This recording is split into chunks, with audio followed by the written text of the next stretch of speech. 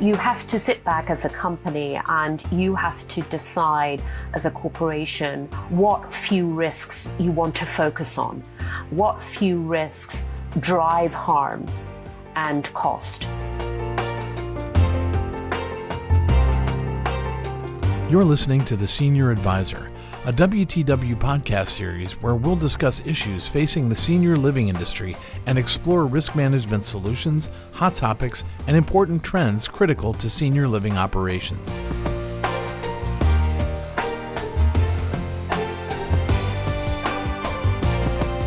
Welcome to the Senior Advisor podcast. My name is Rhonda Domino, and I will be your host for today's discussion from reactive to resilient, modern risk management in senior living. In this episode, we'll explore the realities of risk management in senior living through the lens of an experienced, strategy, and forward-looking, insightful risk manager. Beginning with her personal journey into risk management and senior living, this conversation sets the stage for a deep dive into the most prevalent risks facing the industry today. From resident falls, medication management and infection prevention to workforce challenges and regulatory scrutiny. I'm pleased to introduce our guest today, Samia Amamoo. Samia is the Senior Vice President of Risk Management and Compliance Officer for Mather. Welcome, Samia. Thank you, Rhonda. It's a pleasure to be here this morning, and thank you for those kind words. We're really happy to have you today. I want to start the conversation, though. I think as risk management in senior living, sometimes we know that risk managers wear many different hats. It may not be a specifically assigned risk management job description. So I often tell people when I'm doing education and training, everyone that works in senior living is a risk manager, so to speak. But I want to get down to the details, Samia, about your personal experience. Can you share your journey into risk management and what led you to the senior living industry? Yes, of course. After I finished graduate school, I decided that I wanted to make a profession that would combine my two interests and passions. And one was medicine and science and the interconnection with ethics and language and policy. And so I went into acute care healthcare risk management. And I was in that for several years and then made the decision that I wanted to broaden my perspective of healthcare risk management, and then made the decision to move into senior living. That presented interesting challenges to me because it is more than healthcare. It includes healthcare, but it's also housing and hospitality. So you're managing clinical risk, but you're also thinking about properties, staffing, food service, transportation, the whole ecosystem. And so that presented new and interesting challenges to me. And so I've been in that for over 10 years now and continue to find the challenges interesting and worthwhile. Yeah, senior living is very complex, and when you compare it to acute care, I mean there are some things that translate over to, as you mentioned, clinical risk, but you're having to deal with the property. These are where residents reside; these are their homes, and you have to provide that hospitality element. So there's many other risk exposures. So I thought that you framed that very nicely. From your experience, Samia, what are the most common risks that senior living or life plan communities face today? Well, I think that they fall into 4 or 5 buckets. And one would be definitely resident safety, and that's falls, medication issues, infections, hazardous wandering, elopement. The second would be team member safety and looking at turnover rates, burnout, making sure team members are trained and supported. The third bucket would be compliance. As you know, definitely the clinical aspect of senior living is very heavily regulated. So surveys, making sure that there is compliance with all the rules and regulations that we have to live by. And then we've got the fourth bucket, which would be building safety. That's fire, making sure that we are on top of infrastructure and equipment that is used. And then also, you also have to look at it from an overall point of view, which is enterprise risk management, which is overlays all of the buckets that I've been talking about to ensure that they aren't in separate silos.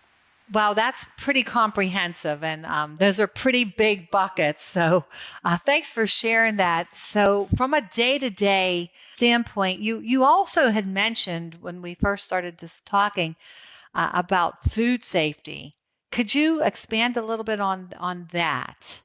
Well, I think that this is an area that is emerging now with many more people and residents and also family members and visitors being very conscious of what you eat and making sure that definitely allergens are listed, but also people want to know different details of what is in the food and how food is prepared, but then also making sure from an infection control perspective that rules and regulations are being followed as how food is being prepared and served.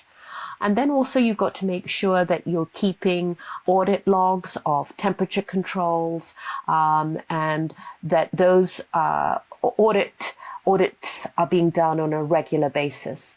And then finally, which ties to infection control, is hand hygiene and definitely routine cleaning and use of hairnets. And it's sort of balancing all of that with making sure that the customer at the end of it, residents and their family members and team members, are having an enjoyable, tasty culinary experience.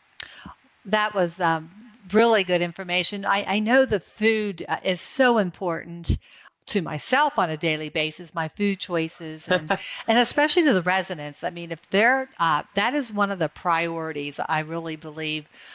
When residents come to a senior living community, they really want to have a good dining experience. And, there's a lot that goes on behind that as far as from a safety standpoint. So you really hit on some really key points on regulation and, food temperature and, resident satisfaction, meeting residents' needs. So that was really good.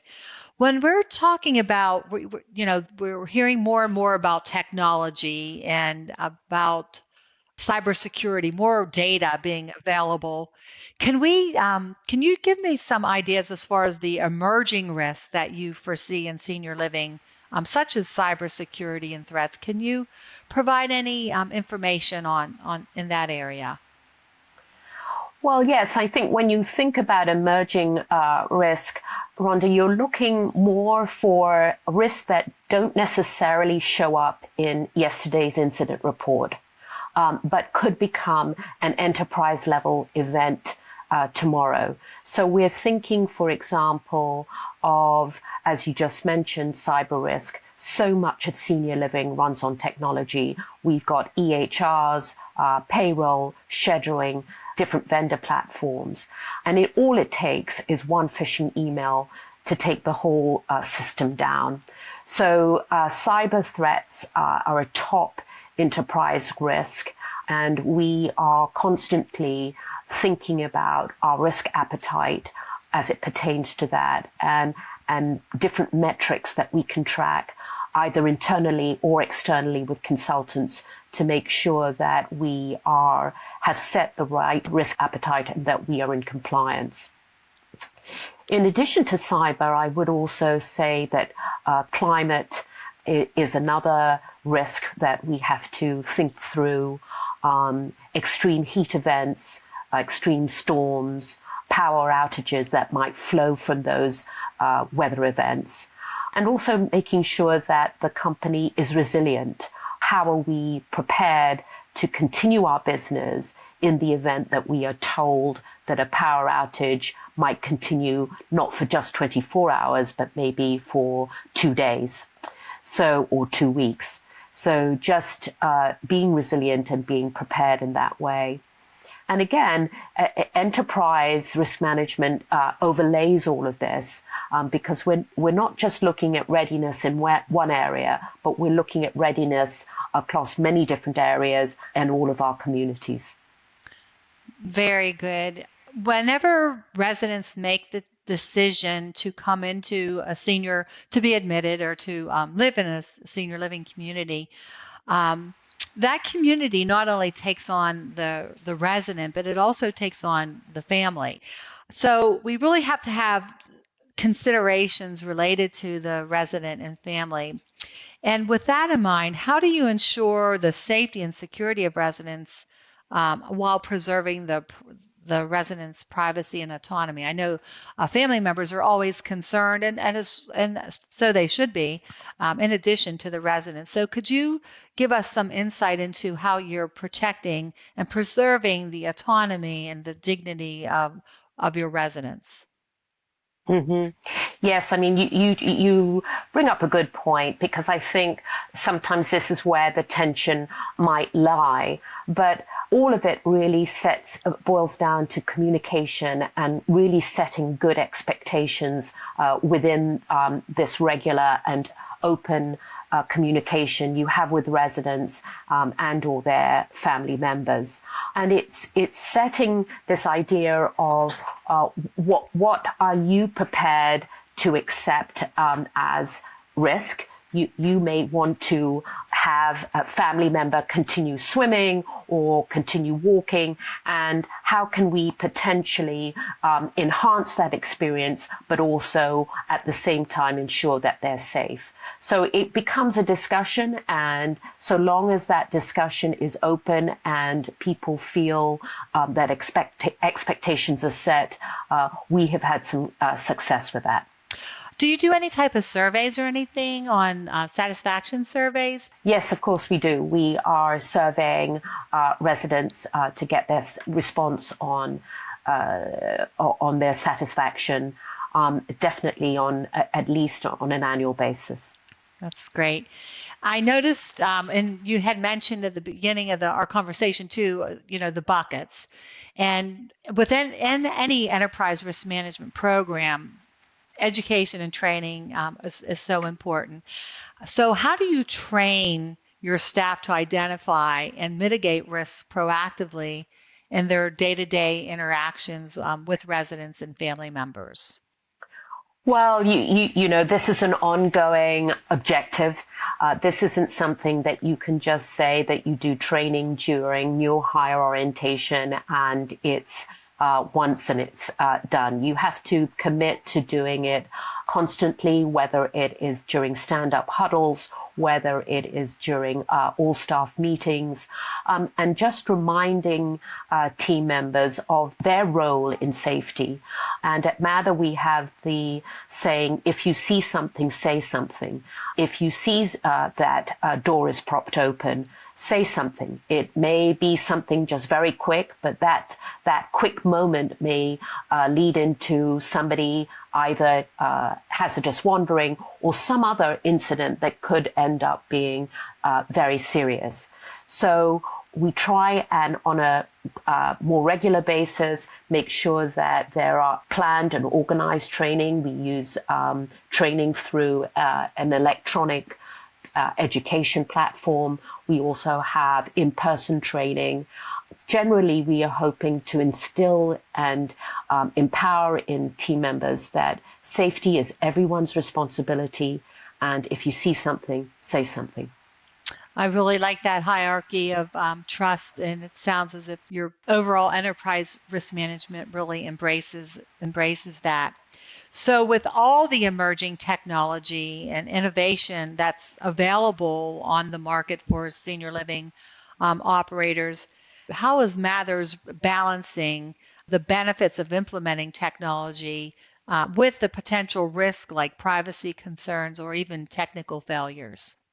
Well, yes, I mean, that's really relevant because we're having some of those discussions currently. But we typically begin with what is the problem we're trying to solve? And then we go through a risk assessment. What sort of potential privacy, cybersecurity, and other issues that may flow from taking on this additional technology. Some of them we may be able to easily identify. Some of them you may not even identify until you have implemented the system. We usually then are trying to pilot the system and for a period of time to just see how team members are implementing and using the system. Is it as it was described during the sales process? And then tweaking it as we're going through to make sure that before we roll it out completely, that we feel comfortable and that it is potentially providing solutions to the problems that we were trying to solve. Yeah, that's really a good balance there for sure. We know the residents come into the communities. This is their home. This is where they are living 24/7. And so let's talk a little bit about crisis management. How do you prepare, or how does your organization prepare life plan communities to handle unexpected risks such as national disasters or pandemics? Yes, it is a key question these days, particularly in light of the pandemic. But preparedness is key. Clarity is a key component of preparedness. So who's in charge? When do you escalate? And who's in charge may or may not be the manager on duty, may or may not be the executive director who is on site that day.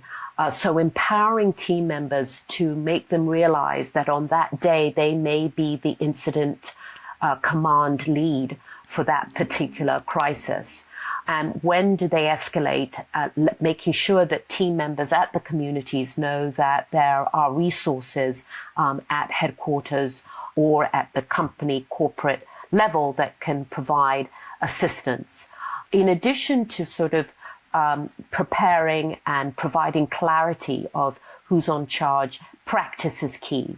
So we are doing tabletop drills, in addition to that, live drills, and in anticipation of generator tests and generators going down, and making sure that we have plans in place, either with local hotels in the event that we were to have to evacuate from a community. I have been personally involved in a lot of evacuations, and there isn't anything more stressful than an unplanned event or not having transfer agreements and those types of situations. If you do a tabletop exercise or having plans for that. So let's talk about any advice and insights that you could give, especially if we have a new risk manager listening in today, or, a new organization. We're really trying to place the importance of risk management at the forefront of every organization. So can you give some insight on really how to foster a culture of safety and risk awareness and accountability among staff and leadership in a life plan community? Can you give some insight and advice for risk managers, up and coming risk managers, new organizations, the people that are new to senior living? It's a big question, Rhonda, and I'm guessing you're going to get different answers from different risk managers. For me, it's always, you've got to step back and appreciate that you're one individual, and that you have to, however big your safety and risk management team is, everybody has to be focused on it.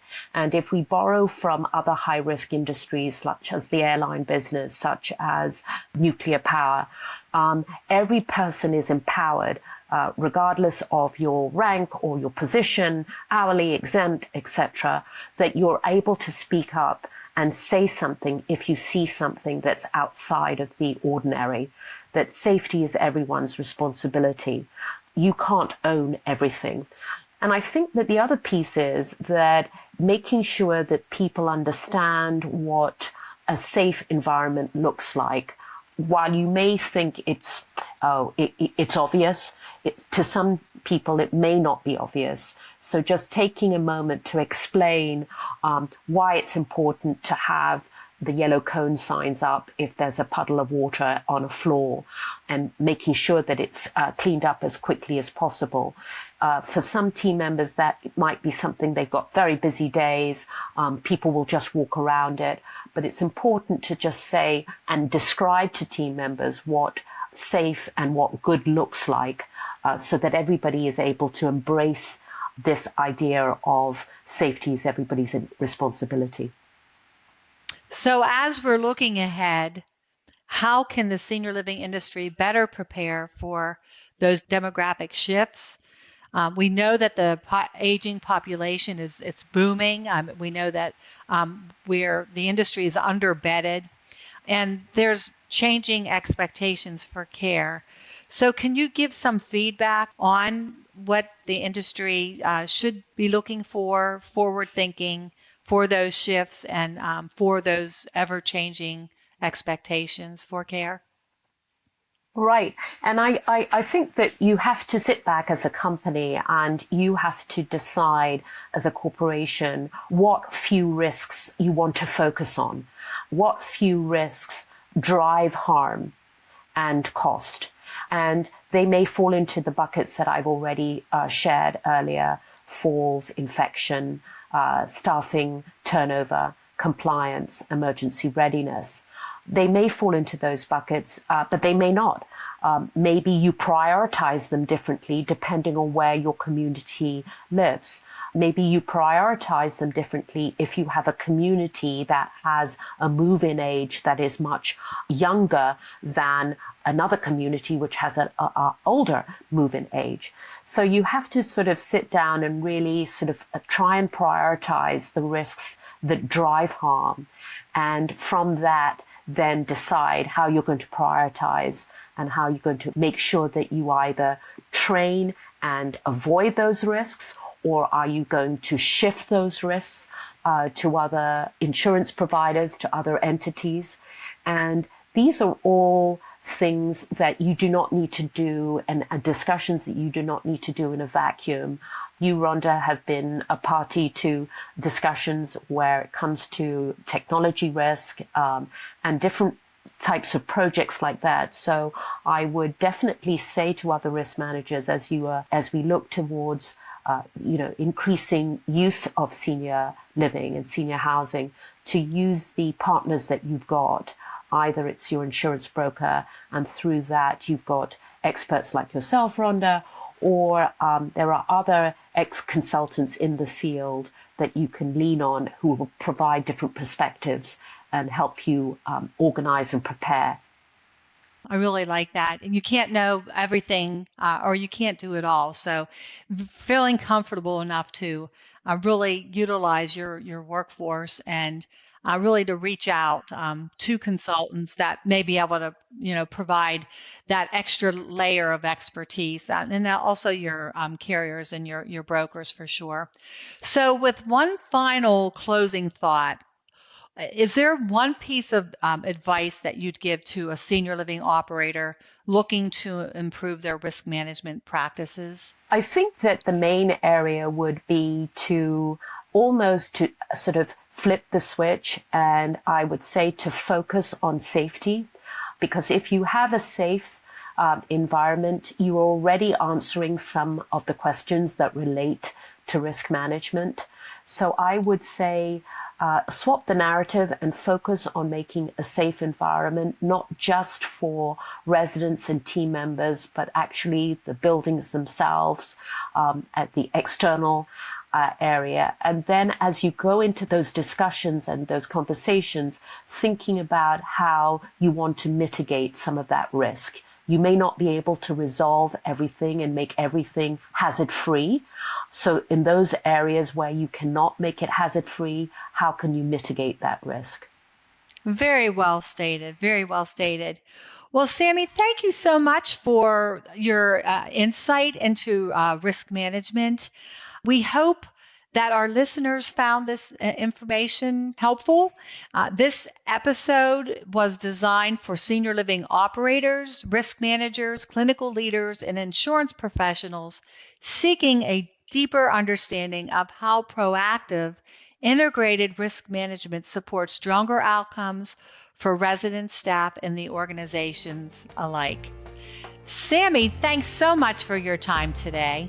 Thank you, Rhonda, for having me. This concludes our podcast today. Thank you for attending the Senior Advisor podcast. If any of you have any questions, please refer to our podcast page to reach Sammy or me.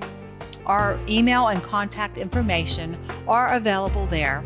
And thanks again for attending, and this concludes our podcast for today.